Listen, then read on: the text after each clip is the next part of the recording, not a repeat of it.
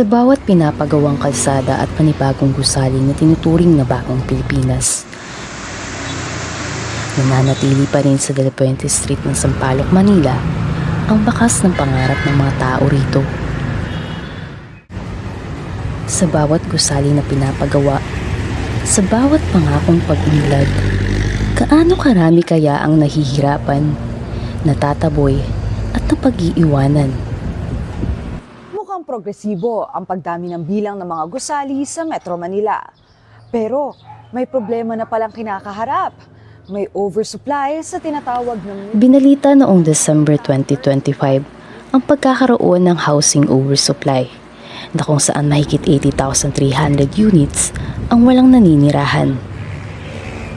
Philippines is facing a housing backlog estimated at around 6. Mahigit 4.5 milyong tao sa Pilipinas ang walang tirahan simula pa noong 2018, kahit na may massive urban redevelopment na nangyayari sa syudad.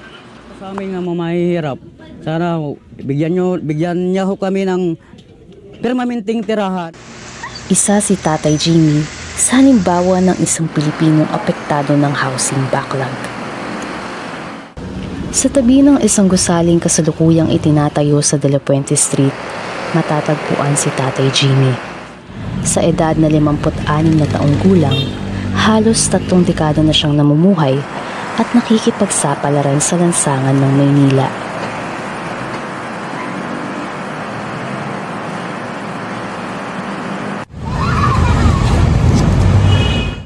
Simula nang lumaya siya noong taong 1996, wala na siyang balita sa kanyang pamilya, maski sa kanyang nanay o kapatid. Jimmy Castro, pangalan ko. Matagal na ako nakatira dyan, Harrison. Dati, nakatira ako sa May Kawayan, may nasa Reno College. 56 na ako. Ang P56. Kasama ang kanyang mga asong sina Nyeb-Nyeb, Chachay at Mu, naninirahan si Tatay Jimmy sa isang maliit na karitong may trapal na nagsisilbing panangga laban sa init ng araw at buhos ng ulan.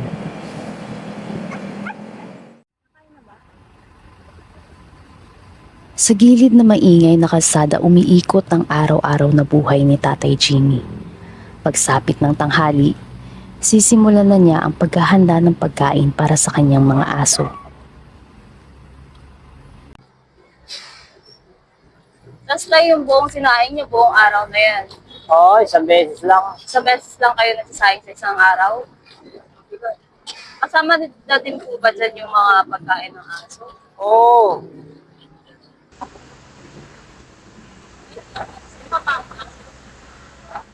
Ilang beses? Marami. Isang tatlo. 3 beses sa isang araw? Minsan 4. Kayo tayo, ilang beses kayo kumakain sa isang Pag araw? nagugutom lang ako.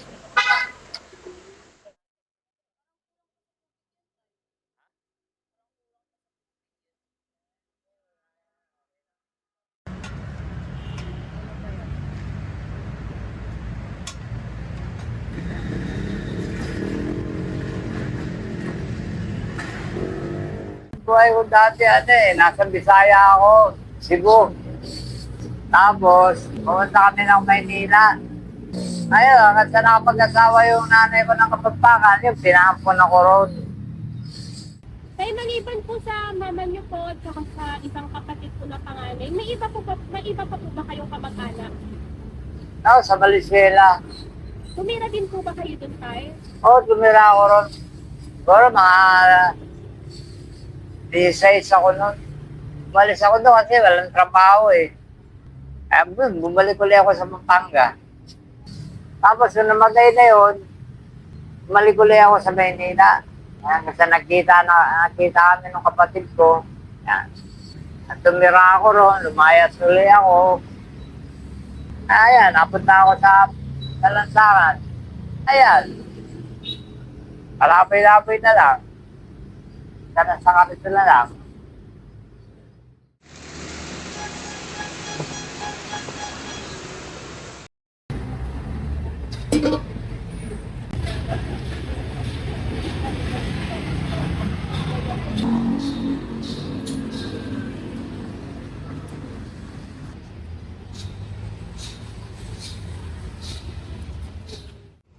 At kung nakakapaso na ang sinag ng araw, marahan niyang itinutulak ang kanyang kariton patungo sa lilim ng puno.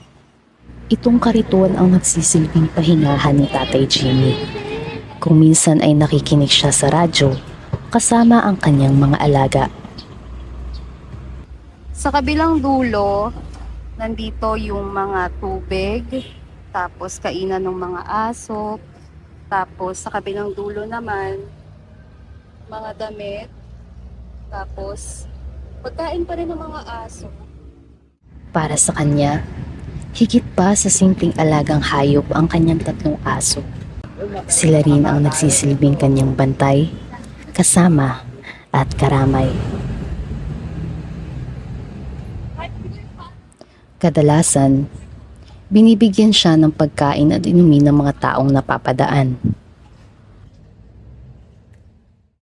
Isa si Dayan Tuason sa mga taong napalapit na ang loob kay Tatay Jimmy. Si Tatay, way back November 2022, nung active pa ako sa aking fitness lifestyle sa AF. So, nung hindi pa nag-iiba yung tulay, nadadaanan ko lang sila. Pero particular, yung mga dogs niya lang yung napapansin ko, hindi pa siya. Early 2023, dun ko na siya nakausap. Pagdating sa pagtulong, medyo, mahilig ako tumulong. Pero, sa pagtulong, parang na-estima ko rin yung tao kung genuine. Marami nagbibigay sa kanya ng pagkain para sa dogs. May mga nagbibigay ng dog food, minsan pagkain para sa kanya. Pero kasi hindi siya pumipili para sa sarili niya. So everyday, morning, pag weekdays may pasok, morning lang ako pupunta rito para dalan siya ng food para sa kanya. Pero minsan matikas ulo niya. Binibigyan niya pa rin sa akin. So, tapos from time to time, bibilang ko siya ng grocery. Madalang siya tumanggap ng pera sa akin. As in, pipilitin ko pang ilagay somewhere sa gamit niya para kunin niya yung pera. Dahil palaboy-laboy, minsan na ring nahuli si Tatay Jimmy ng DSWD. Wala, dinala lang kami ron. Tapos, tinanong-tanong lang kami. Kung may bahay pa kami o wala. Sabi ko, wala. Wala naman papakain dun eh. Maganda lang doon, may tulugan ka. Makakaligo ka. Tulugan mo ron, wala, mainit. Ligo lang ang maganda ron. May twice na nahuli siya sa DSWD or Boys Town. Hindi ko alam kung anong difference nun. Pero yung pinaka-recent, yung first time wala akong nagawa nun. After 2 weeks, nirelease na lang siya. Nakalimutan ko na kung anong year. Pero yung pinaka-recent, this year, March, siguro late Feb, pero pinunta ko siya sa parang Marikina noong March. Tinulungan ako ni Kagawad dito sa barangay and si Kagawad Nonong. Pangalan ko si Romeo De Leon bilang kagawad, ang edad ay 70 years old. Kapiusap sa akin ni Dayan, sabi na, sabi, daw. Ang hirap din, pinunta ako sa rap, tapos sa deadpan. Pangatlo, nasaan na? Marikina, layo. Gumawa sila ng letter, si Chairman Dula, gumawa siya ng letter kasi si tatay parang somehow nag-street sweeper siya dito. So, ayun, sa tulong nila, kinuha namin sa tatay sa DSWD. Araw-araw na nagwawali si Tatay Jimmy sa kahabaan ng De La Puente Street. Gamit niya ang maiksing walis tingting na hindi sapat para sa lawak ng kalsadang kanyang nililinis. Sa ganitong gawain, kumikita si Tatay Jimmy ng 50 hanggang 100 piso. Maaaring maliit lamang ang halagang ito sa paningin ng iba. Ngunit para kay Tatay Jimmy, malaking tulong na ito upang mairaos ang pang-araw-araw na pamumuhay at matugunan ang kanyang pangunahing pangangailangan. Jimmy, dahil nakikita ko siya, masipag, mabait. Nagkusang, may kusa siya, may puso siyang lilisit ng kalye. Kahit na wala akong inutos na parang pakiwalis mo dito, siguro yan ang gusto niya mangyari kaya dyan siya nakatabay para payagan siya, huwag siya mapalis. Di ba? Nakikita ko sipag niya, mabait. Hindi naman magnanakaw. pinayagan na namin. Nung makita siya, nagkikita siya sa bahay-bahay dyan, pinibigyan siya ng pera. Kahit magkano lang, kahit pang pagkain lang. Hindi naman tumitingin ng malaki pera, hindi naman nagdidelay siya ng bayaran mo ko 200. No, sobrang mahihain. Sana lahat ng tao may ganun. Pero ayun. Ano siya, kahit offer mo, hindi. Tatagi yan. Sana mas madami pang tao katulad ni Tatay Jimmy. Kasi sobrang mabait. Iyak ako. Pero yun, mabait talaga siya. Bihira, 1 in a million.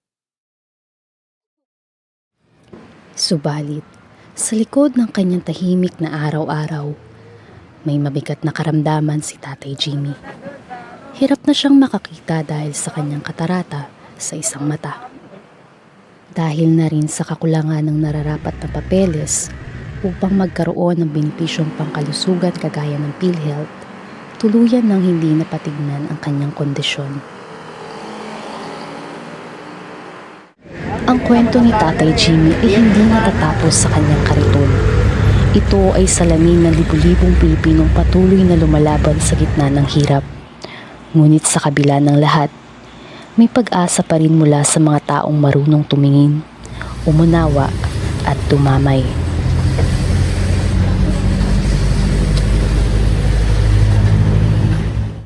Habang may mga buhay na tahimik na napag-iiwanan, nananatiling hamon sa ating lahat ang tanong, hanggang kailan natin sila daraanan?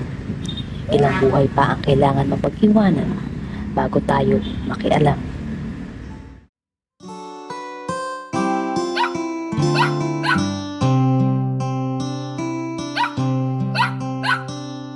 Ako ay mayroong alagang aso na maganda ang balahibo. Lalaruin siya at lalambingin, papakainin at mamahalin. Ako